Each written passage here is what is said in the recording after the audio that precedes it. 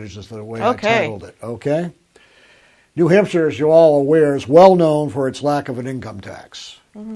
Some folks suggest that a broad-based tax, the income tax or general sales tax, should be enacted to enable proper support of K through 12 public education. Because for those of you who are not aware, in the Conway area, approximately 65% of your tax bill goes to support public education.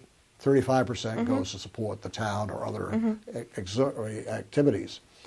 The perception is, ever since Claremont, which is a very famous case in New Hampshire, that we need to fix this. But how do we fix it, and what do you all think? Okay.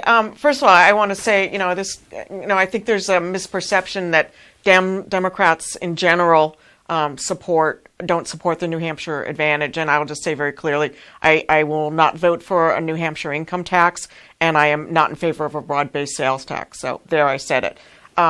In terms of funding for schools, I think one of the problems we have is the formula that we use for funding schools, which tends to negatively impact less affluent communities, and it favors affluent communities. And I'm not going to be able to tell you what that formula should be. There's a commission that's working right now. They came up with some ideas, and there's commentary from the train there. Yes. So I think, I guess what I'm trying to say is that people are aware that it's problematic, and they're looking at it. And I'll give you an example. Right now in Hart'sLocation, there's a situation where there is a special needs student, which is going to triple their taxes. And there's a couple people in that town may not be able to live there anymore because of that. And that should not be.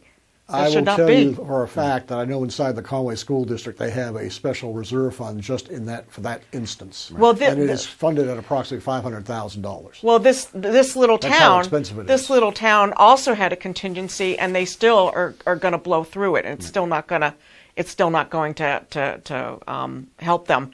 And I spoke to a Republican colleague, and we both agreed that if we're both reelected, we're going to put forth a bill so that a town like Hart'sLocation doesn't end up in that situation again. That's actually a solid idea, is to protect. And Hart'sLocation is painful because it's 50 voters, so it's very small town. And when we start looking at that, Jim, your question really covered out on two pieces. There's school funding, which is a great topic in and of itself, and then there's the New Hampshire advantage. And this is one of the spots where we are on separate divides on this, because a tax on wages is an income tax. And we're mincing words when we say, I didn't vote for an income tax, but I did vote to take part of your wages to pay for something else. So it's hard to take that piece. The school funding piece, though. If I could interrupt for just a second. We're going to cover the minimum wage taxes in a little bit. Okay, sorry. I'm sorry minimum about wage that. tax or the paid family leave? Paid family leave. Okay, you're going to do that another All right, time? we'll get to that. Okay. We'll get to that. Sorry. So I didn't mean to jump on you, because when we started talking income tax, and we just got to make sure that a tax on wages is a tax on income, and that is an important. It's a line. So the commission, I participated in the New Hampshire Fair funding for schools. I may have messed it up. We won't hold it again. Good, please, because it was a alphabet, and it was heartbreaking to hear the parents from towns like Berlin and Gorham. But at the same time, they're talking about the American Institute for Research. And the American Institute for Research wants to add in a flat rate that every town will pay, and then a state rate that everybody will pay. And it's going to be taxed to your property. And the total that they want to do is like $12.75 per thousand. Currently, that is 61% higher than the rates in Bartlett alone. So that scheme is scary. That will turn Bartlett and Jackson back into sending towns, where we are overtaxed to pay for another municipality. And that's a big difference than something that's happening in Harts. I completely agree with Ms. Burrows when we start talking about the necessity to protect small communities from large influxes. That needs to be taken care of.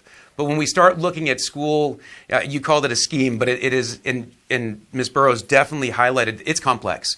You got part of the business enterprise tax, part of it comes from tobacco sales. There's supposed to be part of it from the lottery. It is pulling from all these different places and chucking into one pot.